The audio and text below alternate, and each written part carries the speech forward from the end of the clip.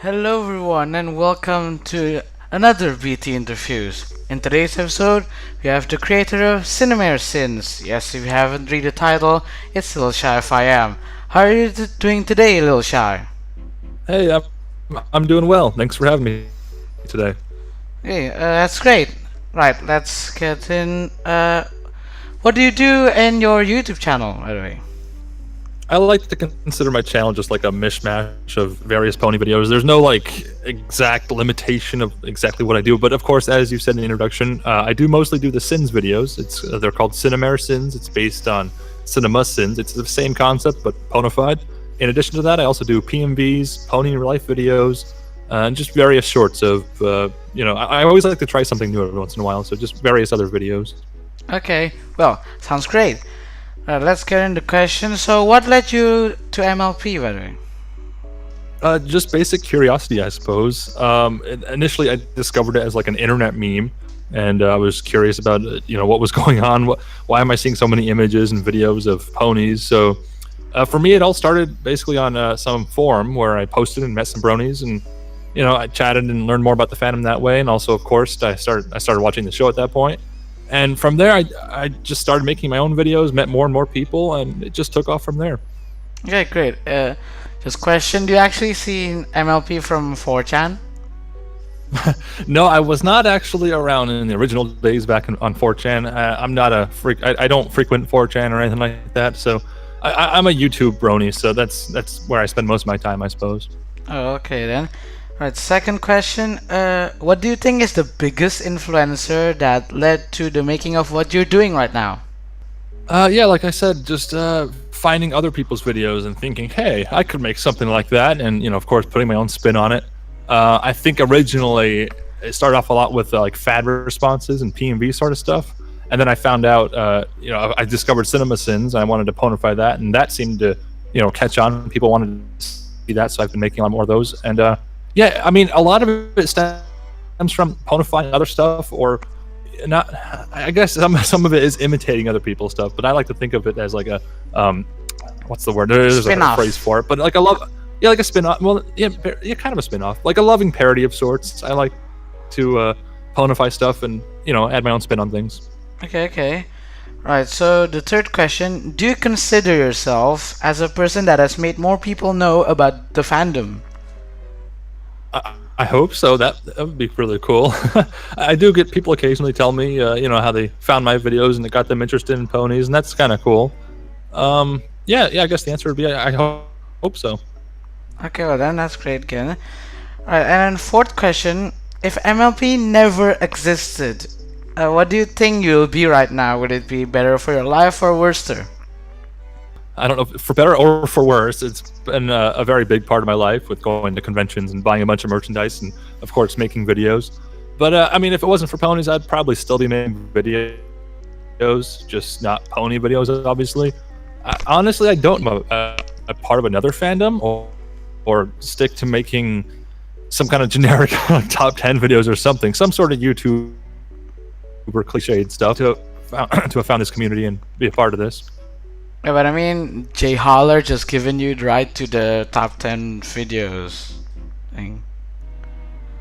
Yeah, actually, just as we were starting this interview, I was talking to someone about that. But yeah, as you mentioned, Jay Holler is passing the torch to me. I'll be doing the top 10 pony videos every month. That's really exciting. I just started the voting process like 3 days ago as of this recording. And yeah, I don't know. I'm excited to see how this goes. Yeah, because like Jay Holler already run the episode, the top 10 pony video series from what, last year, if I remember. I think I could be totally wrong. I think he's been doing it for like 4 years now, actually. Yeah, it's a long time. Yeah, I think it was past the Saber Spark at one point, and I know back in, I think it was 2011, the movie Brony started it. So now, including myself, the total of 4 people working on this series, or at least managing this series over time. It's it's kind of an honor, actually. Yeah. No, and then the last one for the YouTube questions. What plans do you have for your channel in the coming years?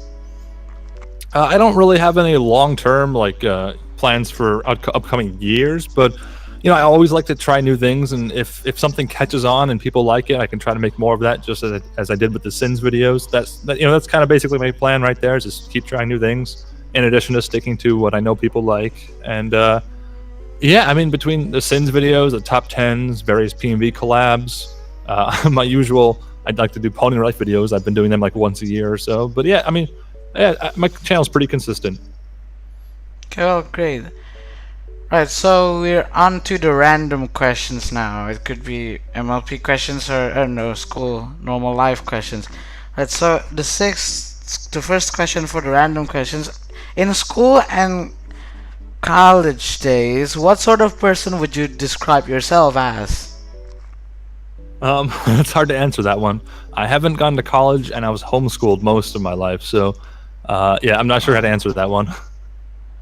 Oh, okay, well, because do you actually like ever gone to school or just homeschooling in your whole life? Well, early on in grade school, I did go to public school for a little while, but most of it was homeschooled. Okay.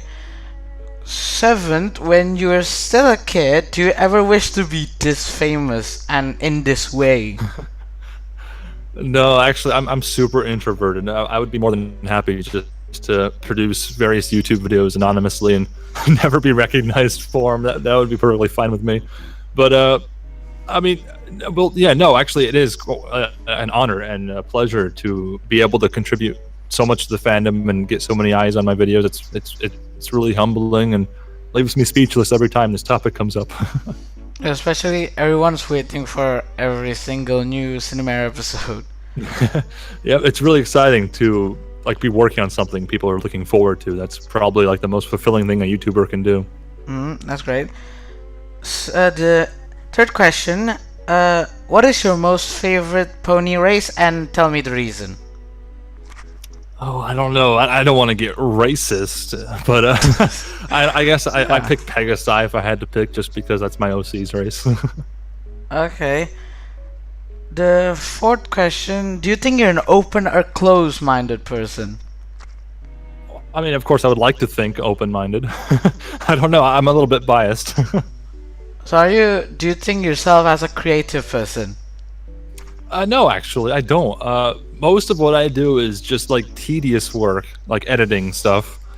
I don't consider myself like an artist. I don't necessarily create stuff from scratch, but of course, all art originates from somewhere. If it was totally new, it'd just be white noise. It wouldn't be anything real. But yeah, as an editor, I take things that interest me and try to combine them and mash them together to create new things out of that way. So in a way, no, I don't consider myself a creative person. But my interest in video making and commitment to spend hours on end editing videos, I think that allows me to create new stuff. Okay.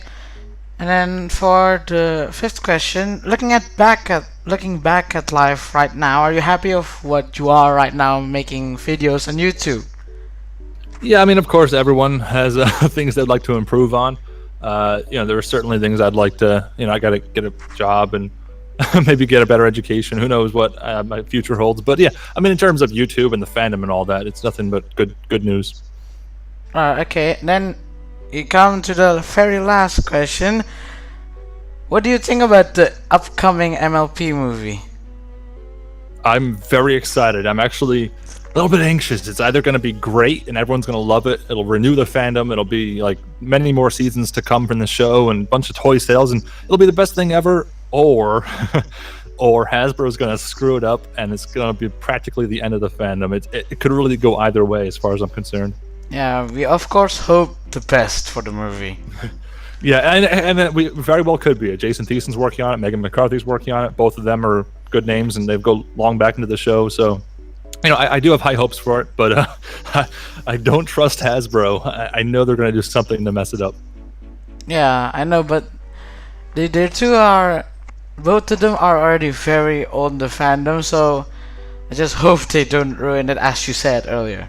Yeah, well, there's gonna be toy placements, but hopefully DHX can handle that like they do in this show. So yeah, we'll see, I guess. Not too much toys, because if there's just too much toys, it's just cashing money. Yeah, well, I mean, it's one thing to promote toys in a movie or show. I mean, it's not that big of a deal on its own. It's when it gets in the way of storytelling and entertainment. That's when it becomes annoying. That's great. So that's the last question. Thanks, Littleshy, for joining me today. Thank Yeah, no you. problem. Again, thanks for having me. Yeah, it's actually pretty hard to reach you. It is really. Yeah, I have a. kinda. Well, if you or anyone is interested, I have a contact page on my YouTube channel under About. It's in the links. There's about 1 million ways to contact me. Yeah, everyone who sees this series, check Littleshy's channel on the description below. So everyone that's watching this, thanks for watching. I really appreciate if you do watch this episode, especially last week's episode with Tridashi. I really appreciate you do. So yeah, thanks again to Littleshy, and I'll see you in the next episode. Goodbye.